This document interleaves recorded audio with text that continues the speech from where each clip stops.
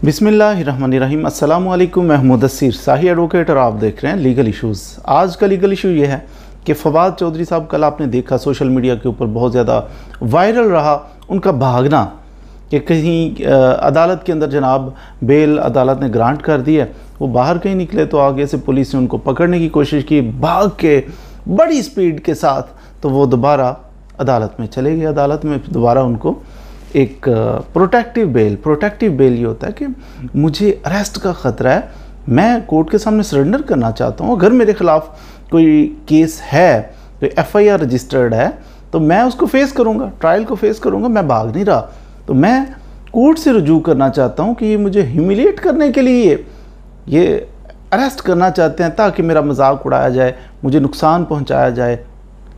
इस वजह से तो मैं एक बड़ा बाइज़्ज़त शख्स हूँ, मैं कानून की पासदारी करता हूँ, तो मुझे जनाब प्रोटेक्टिव बेल दी जाए। मीनवाइल प्रोटेक्टिव बेल होती है चंद दिन की कि आप जनाब जाइए और जो मुतल्लिका जहाँ पे आपके ख़िलाफ़ कोई एफआईआर है, कोई थाने के अंदर मुकदमा दर्ज हो गया, वहाँ पर जाके तो उसकी मुतल्लिका अदालत से रुजू करें, उधर जाके फिर बेल अप्लाई करें कि जनाब ये मैलाफाइडी है पुलिस की, ये कंप्लेनेंट की, मुद्दई की मैलाफाइडी है, बदनीयती है उनकी कि उन्होंने मेरे ख़िलाफ़ एफआईआर दर्ज करवाई है। फिर मुतल्लिका कोर्ट उस इलाके की जहाँ पे एफआईआर दर्ज है, वो सेशन जज साहब जनाब आपको बेल ग्रांट कर देते हैं। बेल का मतलब ये होता है कि आपको जनाब बेल मिल गई है, अब आप ट्रायल को तो फेस करेंगे, ट्रायल चलता रहेगा, अदालत के अंदर आपका केस चलता रहेगा, लेकिन आप ज़मानत पर हैं, जामिन आपने में चल के आपका कोई बंदा जामिन के तौर पे पेश होकर अदालत में कहता है ठीक है 2 लाख 4 लाख 10 लाख मैं इतने पैसे पे करूँगा, अगर ये बंदा पेश ना हुआ तो मैं इसको पेश करता रहूँगा हर डेट पे, तो यूँ ज़मानत हो जाती। तो ये भी ज़मानत लेके निकल रहे थे, आगे से अटैक किया पुलिस वालों ने, पकड़ने की कोशिश की, भागे, और इनकी बहुत ज़्यादा स्पीड थी, बहुत तेज़ी से भागे। देखिए भागें भी क्यों ना कि किसी शख्स को यूँ पकड़ लें, और आजकल जो सिस्टम चल रहा है उसमें कोई बंदा भी अबाव द लॉ नहीं है, वो फवाद चौधरी साहब हों, इमरान खान साहब हों, वो जरदारी साहब हों, वो नवाज शरीफ, कोई भी हो, अबाव द लॉ कोई ना है ना होना चाहिए। कानून सब के लिए। अगर किसी पे एफआईआर होती है, किसी ने करप्शन की है, तो उसके ख़िलाफ़ जनाब मुकदमा चलेगा, इन्वेस्टिगेट होना चाहिए, अगर उसने कोई जुर्म किया है उसे सज़ा भी होनी चाहिए। Nobody is above the law, मुकदमा भी हो सकता है। लेकिन मैं डिसएग्री करूंगा यहाँ पे कि जो आजकल सीन चल रहा है, आप देखिए हमारी स्टेट के अंदर, पाकिस्तान के अंदर चल क्या रहा है। अब बंदा है, इसने कोई गुनाह किया है, इसने कोई जुर्म किया है, पर्चा हो जाना समझ में आता है, लेकिन किसी शख्स के ऊपर अचानक जनाब 2 दर्जन पर्चे हो जाना, 48 पर्चे हो जाना, 96 पर्चे हो जाना, ये नामुनासिब है। प्राइमा फेशी महसूस होता है कि ये मैलाफाइडी है, यानी फ्रीडम ऑफ मूवमेंट है ना, कोई आइन हमें, आजकल खैर आइन की तो बंदा बात ही ना करे, आइन प्रोवाइड करता है फ्रीडम ऑफ मूवमेंट, कोई शख्स पाकिस्तानी है तो पाकिस्तान के अंदर मूव कर सकता है, अपनी आज़ाद मर्ज़ी से जा सकता है कहीं पे, लेकिन अगर उस पर 48 पर्चे कर दिए जाएँ, उस पर जनाब 18 पर्चे कर दिए जाएँ पूरे पाकिस्तान में मुख्तलिफ़ जगहों पे, तो क्या वो फ्रीली मूव कर सकेगा? उसकी वो फ्रीडम ऑफ मूवमेंट तो गई, उसका फंडामेंटल राइट था। तो जिसको यूँ ये चक्करबाजी करके उसके ख़िलाफ़ दर्जनों एफआईआर दे के तो वो रोक लिया। अब एक बंदा ज़मानत करवा रहा है, उसकी ज़मानत हो गई अदालत से, बाहर निकला, उसे पता ही नहीं, फिर पकड़ लो इसे, क्यों? एक और हमने एफआईआर, कोई मजाक है कि इंसान की कीमत ही कोई नहीं उसकी लिबर्टी की, ये मौत को बोले हुए हैं, ये पता नहीं क्या सिलसिला चल रहा है।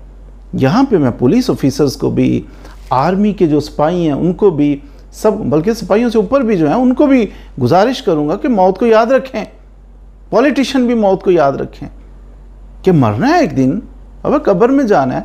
इनसे पहले कितने कितने बड़े वज़ीर गुजर गए, कितने कितने बड़े जनाब सदर गुजर गए, बड़े बड़े चीफ ऑफ आर्मी स्टाफ गुजर गए, कितने चले गए, और उनका आखिरी वक्त देखा आपने, कैसी बेकसी की कैफियत होती है उनके ऊपर।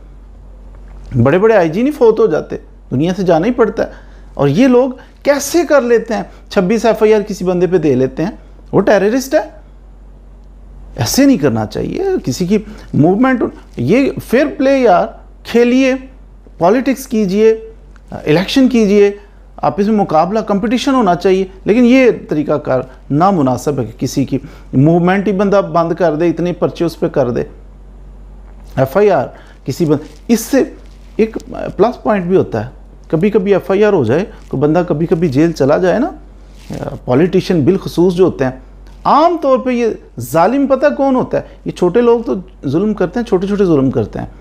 बड़े जालिम, जितना बड़ा ओहदा आपके पास होगा ना, उतना जुल्म के चांसेस आपके पास ज़्यादा होते हैं। ओहदा मिलता जाता है, बंदा उसके पास चांसेस बढ़ते जाते हैं कि वो जुल्म कर सकेगा। तो ये कभी पॉलिटिशियन चले जाते हैं, इनको एहसास हो जाना चाहिए। फवाद चौधरी साहब बड़ी स्पीड के साथ जब भागे तो उनको क्या था? उनको यही था कि मैं जेल चला जाऊँगा, मैं पकड़ा जाऊँगा। और लिबर्टी उनको अपनी कितनी अजीज़ है। तो जब ये लोग, इन्हीं में से कुछ लोग इक़्तिदार में होते हैं, तो इक़्तिदार के अंदर जाके तो फिर इनको ये एहसास नहीं रहता कि हमारे मुल्क का निज़ाम चल किस तरह रहा है। कैसे बेगुनाह लोग, छोटी छोटी जनाब उन पे इल्ज़ामात लगा के तो उनको जेलों में बंद किया होता है। पुलिस का सिस्टम हमारा कैसा है, उसमें इस्लाहात की ज़रूरत है। तो कई बंदे, हमारा कानून गलत नहीं है, आइन के अंदर तो लिखा हुआ है कि कोई बंदा अरेस्ट किया है तो विद इन 24 आवर्स उस बंदे को, अब ऐसा नहीं है पकड़ के गायब कर दिया बंदा, नो, इसका तो कॉन्सेप्ट ही नहीं है गायब करने का।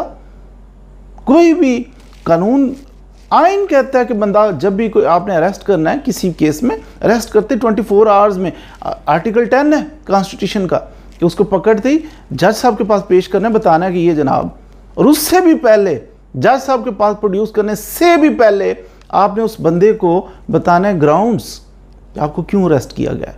फिर उस बंदे को ये चांस देना है, आर्टिकल 10 ऑफ कॉन्स्टिट्यूशन, कि वो अपना लीगल प्रैक्टिशनर वकील साहब से मशवरा कर सके।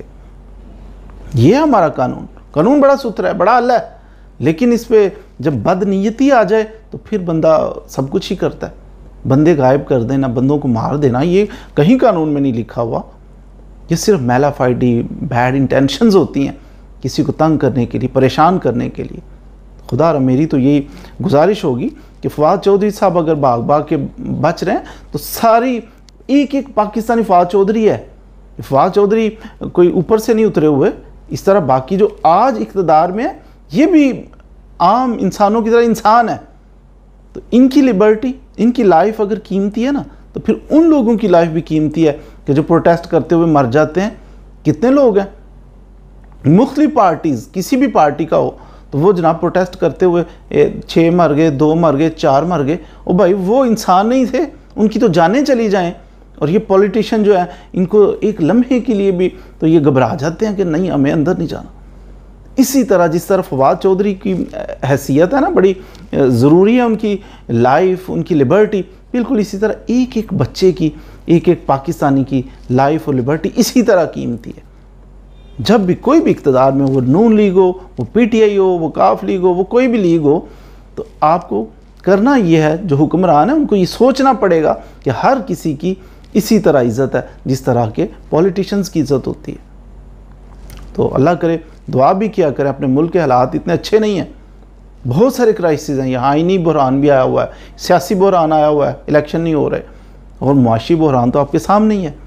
तो दुआ क्या करें इस मुल्क के लिए। सिर्फ हमें बातें नहीं करनी बैठ के, अल्लाह ताला से दुआ करनी है कि अल्लाह इसके हालात बेहतर फरमा दे। और अल्लाह बड़ा कारसाज है, हालात बेहतर हो भी जाएंगे। तो उम्मीद है आज आपने ये जो आइन प्रोटेक्शन प्रोवाइड करता है, किसी की फ्रीडम मूवमेंट को इस तरह चक्करबाजी करके तो कर्टेल नहीं किया जा सकता, उसके बारे में कुछ ना कुछ सीख लिया होगा।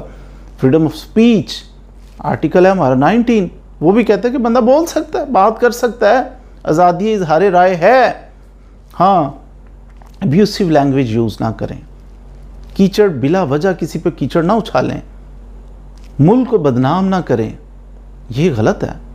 यहाँ ये फ्रीडम ऑफ स्पीच नहीं है कि जो चाहें बोलते जाएं, वो मुल्क को गंदा कर दें, मुल्क के बारे में, इस्लाम के बारे में गलत बोलते चले जाएं, आप पाकिस्तान के बारे में गलत बोलते जाएं, ऐसा नहीं है। लेकिन आज़ादी इज़हार राय तो है ना, डिसएग्री तो बंदा किसी से कर सकता है ना। तो आजकल जो सिस्टम चल रहा है, यहाँ डिसएग्री करने की भी गुंजाइश कम कम नज़र आ रही है। उठाए जाते हैं लोग, पकड़े जाते हैं लोग, जनाब मार दिए जाते हैं लोग। इसलिए अर्ज़ कर रहा हूँ कि दुआ किया करें कि अल्लाह ताला हमारे मुल्क के पाक के हालात बेहतर फरमाए। मज़ीद वीडियोज़ के लिए हमारे साथ रहिए। Thank you very much.